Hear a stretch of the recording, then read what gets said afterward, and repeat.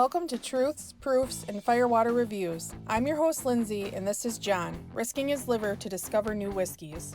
We base our reviews on a 25-point scale, 5 for the smell, 10 for the taste, 5 for the finish, and a combined 5 for the bottle and look of the juice.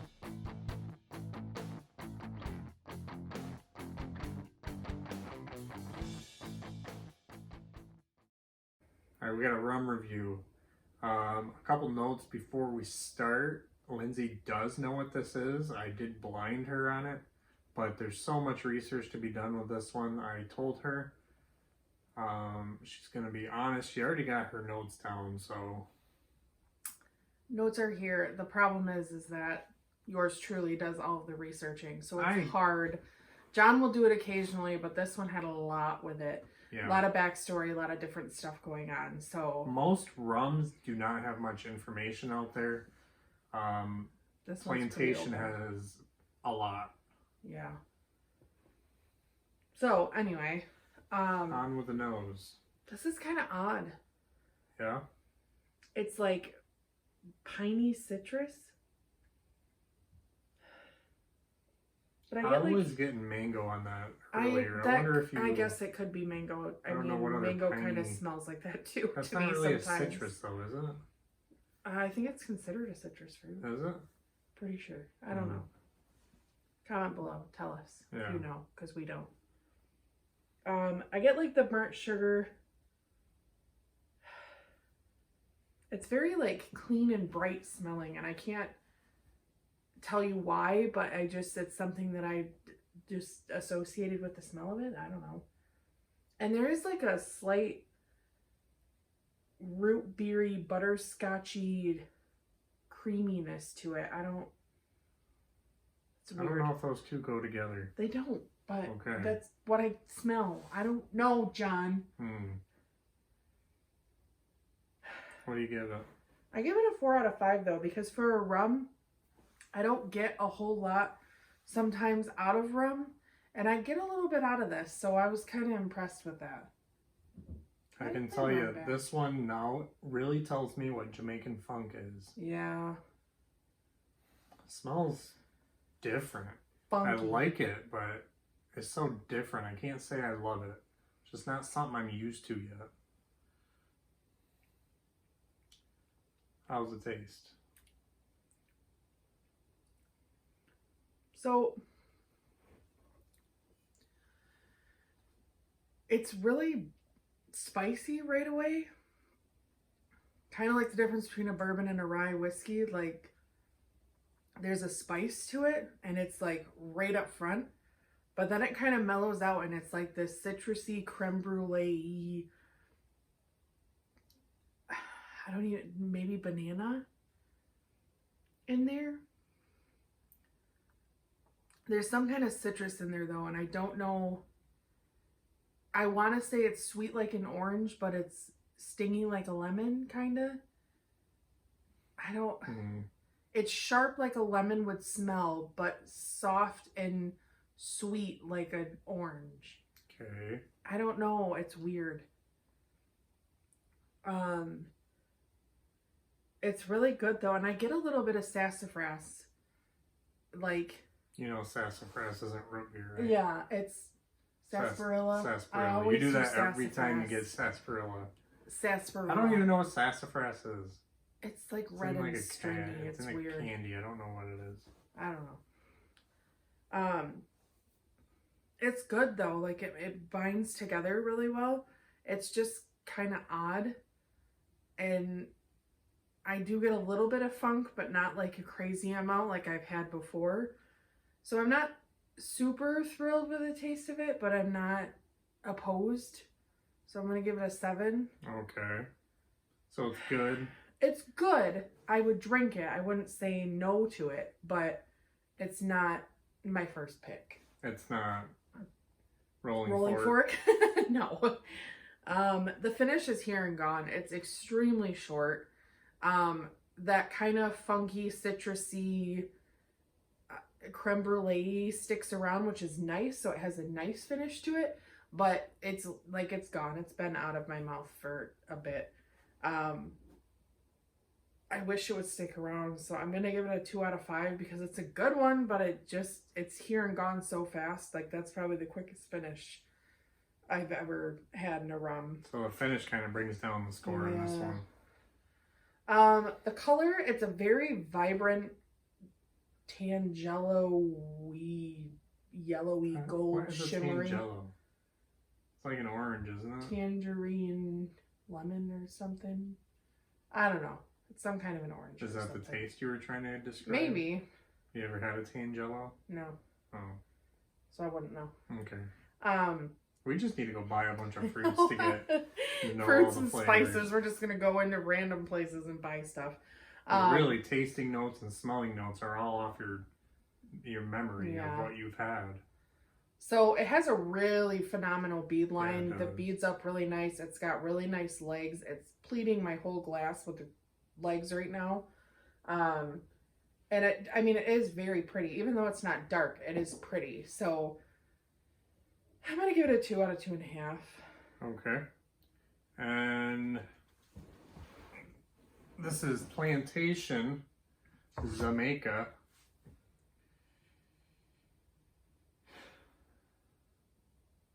All right. Yeah. So much information to go on this, but first let's rate the bottle. What do you give the bottle? So I know you love Plantation's bottles. I do. 7 plus 2 plus 2. And I'm going to give the bottle full points because I love them. What? Your own adding up. So shut up! Okay. So I'm going to give the bottle full points, which brings me up to a 70 total. 70 total? Yeah. I mean... Yeah. I'm wondering if you'd rate it higher once we get further into this type of rums. We'll have to revisit it here down the line, maybe in a year or so. We try more rums. Maybe. This won the gold in dark rum category.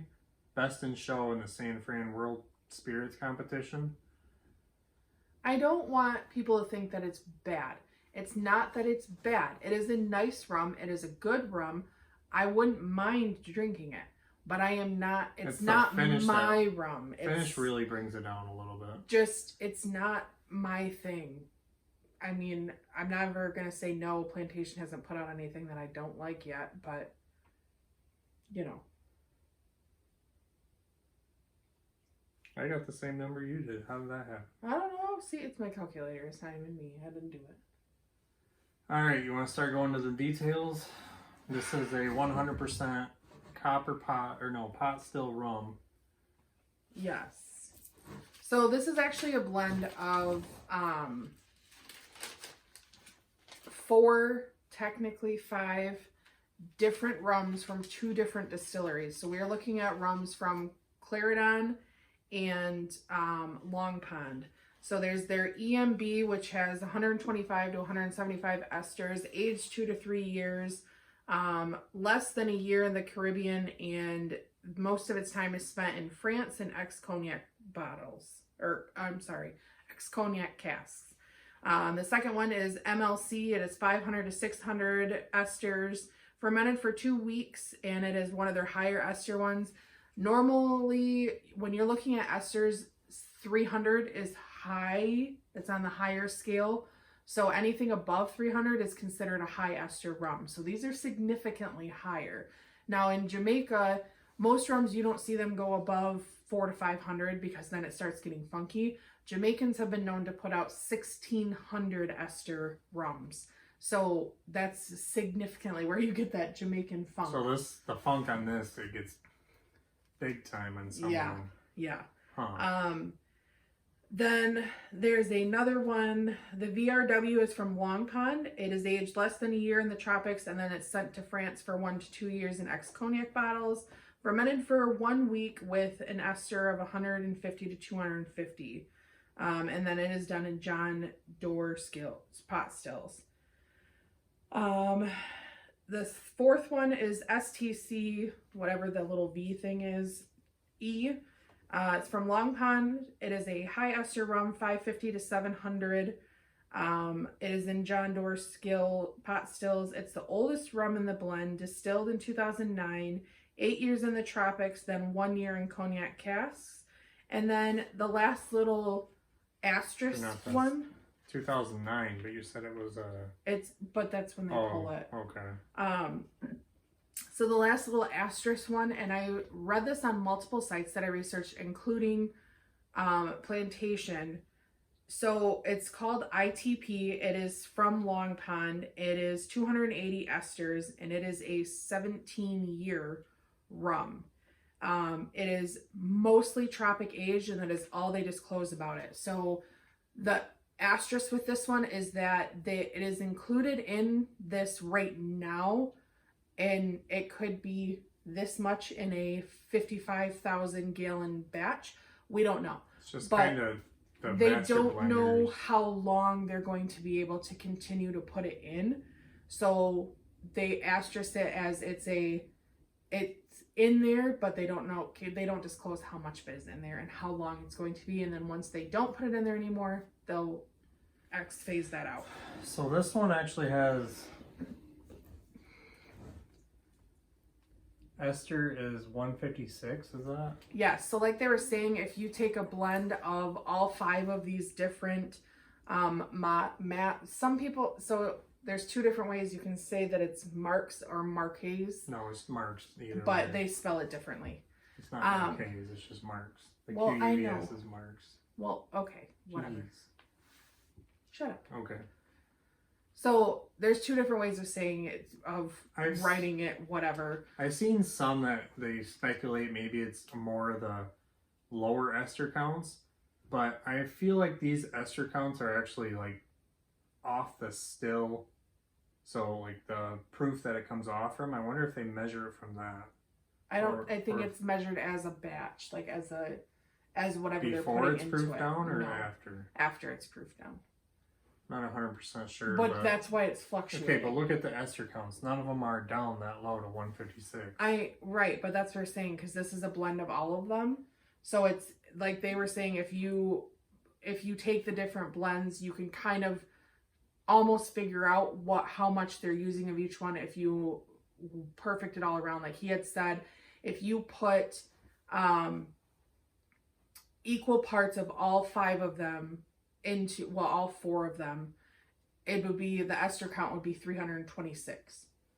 Okay. Obviously, that's not it. So because then you have to take this one into account too. That's the lowest. So you would think that would be the most in there? Right. So that's what he's saying, is that the EMB from Clarendon and the VRW from Long Pond are the 2 lower ester counts, and he's saying that those are the 2 majority leaders in this blend. Okay, I kind of disagree. I feel like those ester counts are off the still.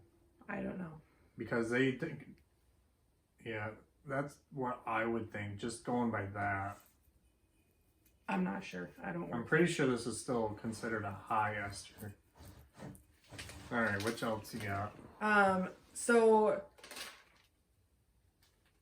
Xaymaca is... What is Xaymaca? It's like Jamaica with a Z. Well, you put it on here. Really weird.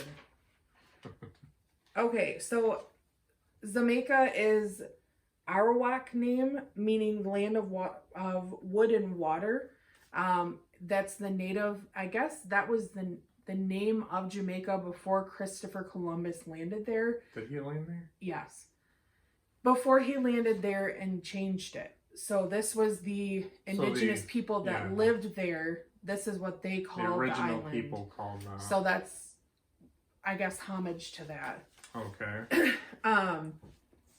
So a little bit about Clarendon and Long Pond.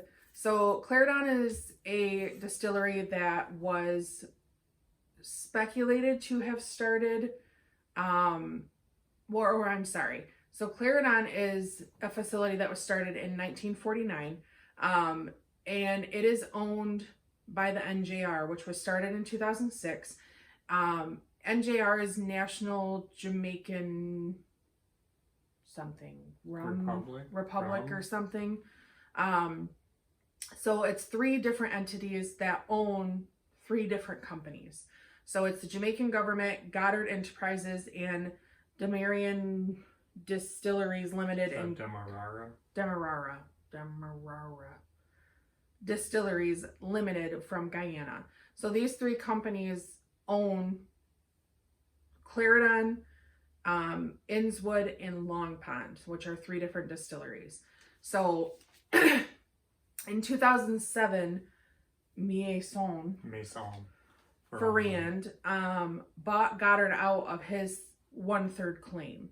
So now it's owned by Maison Jamaican government and then Demerara Distilleries.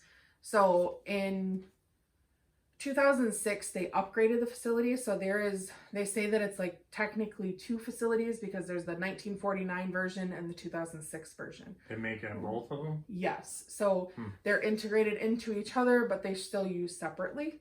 So they consider it, I guess, two separate entities of one whole. Okay. So the interesting part that I thought, because this is a name known well in bourbon, was that Clarendon is only 73% of NJR, and the other 27% is owned by Diageo.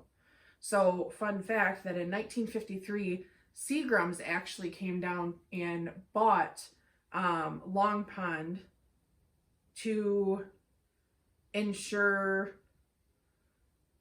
So that's going into Long Pond. Hold on. So regardless, so then there's Clarendon and Innswood. They call her like yin and yang. Innswood is an old one.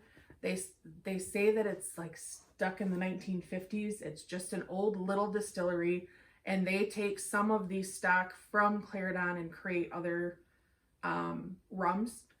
So that's kind of just one of the little ones that they have. And then Clarendon is the large and new one, and that one's the one that's putting out majority of the rum out there. So majority of it you're getting from Clarendon. And then Long Pond is kind of sketchy with its history, just because there's a lot of different things that were written by different people in different times, and they don't know what's true. No one's around to say that's what happened. They don't really know. So as far as ownership and everything goes, there's about 6 different versions, about 4 different people that owned it or didn't own it or could have owned it, or one guy who owned it the whole time. No one knows what is and isn't true, so it's kind of hard for me to say this is what happened. Okay. However, in 1953, we do know that Seagram's bought out Long Pond to ensure rum production for their new launched Captain Morgan brand, which I thought was kind of cool. We don't talk about that one. Regardless of if we drink it or not. In 2001, Seagram's obviously hit their downfall. They started selling out, and they sold the Captain Morgan line to Diageo. If you guys don't know, Diageo is a huge conglomerate with bourbon and everything else. More than bourbon. There's scotch. Liquor related. Yeah. And it is currently being produced by one of the smaller sister companies of Clarendon and Long Pond. And they moved it actually from Jamaica to St. Croix in the U.S. Virgin Islands to get a tax break, pretty much, because it was cheaper for them to do it on U.S. soil, which, whatever. And it's funny little snippet that no one owns the Captain Morgan brand in Jamaica. Jamaican Captain Morgan is made in Jamaica. And then everywhere else, all the Captain Morgan you're getting anywhere else is from Diageo. So that was kind of cool. So other than the poor history of ownership from Long Pond, and obviously their affiliation for a quick hot minute with Seagram's and currently with Diageo, in 2012 they were closed due to not being able to process waste correctly. It was just making sure that it was safe to put back out into the environment, and I don't know if it was waste from the distillery, like the stills, or if it was something else. I'm not sure. And then in July of 2017, they did open back up, and they are putting out stuff. Now, they still had their stock and their fermentation stuff. Just from 2012 to 2017, they weren't distilling anything because they couldn't. So people are like, oh, well, this is... So that's where the older stock of this comes in? Yes. It's mostly younger stuff in here then? Yes. Okay, so a little bit of information on the bottle, and then we'll wrap it up. Fermentation, 1 to 3 weeks. Not really 100% sure about all that yet. It's fermentation of the 100%. grain. Yeah, not Yeah. really grain, the sugar cane. Well, the sugar cane. 100% pot still. Esters is 156 grams per hectoliter. I don't know what AA means. Volatile substance, which is 312 grams per hectoliter. I read that includes the esters too, but I know you can add that to give rum flavor. I don't know much about that yet. That's something we're gonna have to research more into. Well, and they don't add any coloring or anything or sugar to it. They don't add sugar or flavoring to it. They don't add any sugar. But they do add from 0 to 0.1% of coloring just for consistency. So only for it to be a consistent batch every time they put it out, they add that color. Yeah. So again, Plantation's pretty honest and true, and like John and I said, they put everything out there. So it sounded like all the stock was aged 1 year in the so most of them were So all 4 of them, 5, all of them were aged in the tropics for a small amount of time, less than a year. Most of them were fermented for around 1 to 3 weeks. And then they were aged for around a year or a little less in the tropics, and then moved to southern France to be aged in the cognac barrels. They do that a lot. They did that with Fiji too, and a couple others that I read from them. But he's from France, so I'm sure he's French. Like the company, it's not a guy. Well, but Maison actually means house. I'm 90% sure. Ferrand, I don't know. I think it's just the brand. House of Ferrand? I mean, I'm not French. I don't know. I took French, and I don't remember much anymore. Anyway, so Maison du Whiskey. That's House of Whiskey over there. So Maison is house. That's what I'm saying. Maybe it's House of Maison. House of Ferrand. House of Ferrand. Whatever. Ferrand. I don't know. So anyway, and then just in contribution here, we got all of our information off from cocktailwonk.com. And some off from Plantation's own website. And some of them off of Plantation's own website. It was, if you guys want to learn more about this, definitely visit the website, because it was literally page upon page upon page, and he had all the pictures in there I'll from try to get visiting the link Long in the Road. description. Yeah. So that was kind of cool too. I'm sorry, Long Pond. I have to correct you all the time. I've been drinking. You should have used my Hancock line. I've been drinking, bitch. Now I gotta put not safe for children to watch. Not that they should be watching alcohol anyway. I don't think they're watching it, but that's okay. Anyways, guys, this is another good pickup. Not take her my store with a biggest grain thing. of salt. We're just diving into this kind of rum, so we'll see. I think I'd rate it pretty close to that. It's odd. It's something that you just kind of get used to. You don't just jump right into something and love it. We'll see. Maybe we'll fall in love more later on. But there you have it.